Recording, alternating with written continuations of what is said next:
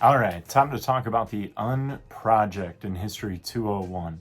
So the Unproject is going to be the only thing different from this point on in the course. So we think about what we've done so far. We've got 5 of the 10 HTAs in the book. Some of you are getting number 6 done, which is due early next week.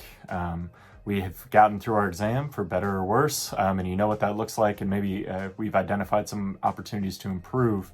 And as we move into the second half of the course here, the only thing looming that's going to be a little bit different is the Unproject. We'll still have our quizzes to practice for the final exam. We'll still have our HTAs due. We'll still have a couple of extra credit opportunities.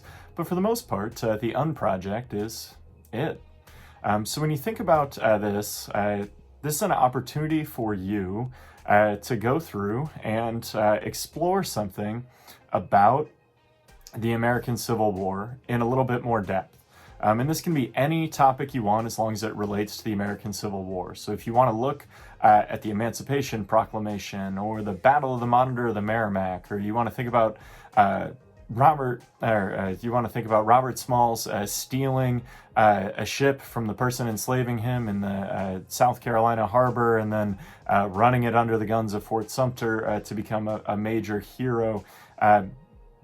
Doesn't matter to me. If you want to look closer at why the Civil War happened, if you want to narrow your focus into an individual person or spread it out to the entirety of one of the campaigns like Vicksburg on the Mississippi River, that's up to you.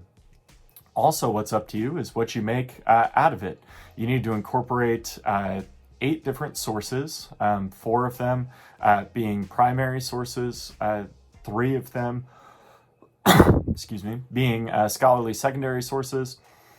And then it's up to you. You can make a podcast. You can make a small exhibit. You could build a simple website. You could go out and do pretty much whatever you want to do. Lots of people have made videos in the past. Somebody made a video game once. Other people have made board games.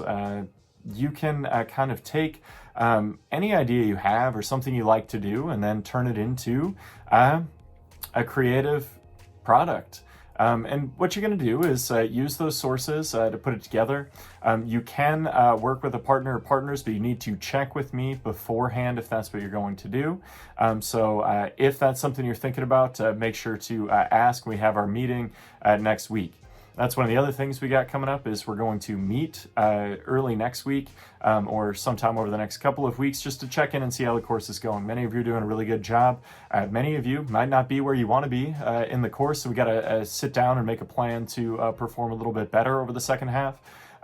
With everything being familiar, we have a great opportunity to finish the course strong over the second half and put ourselves in a position to be successful. If you got questions about the Unproject, we'll talk about it again next week, but I want to make sure that we're starting to think about that. So as you come into your meeting with me, try to have an idea in mind of what you're going to do, both in terms of topic, as well as thinking about what might make sense in terms of a creative product. Again, if you have questions, make sure you're reaching out or asking in class next week. Until then, have a great weekend.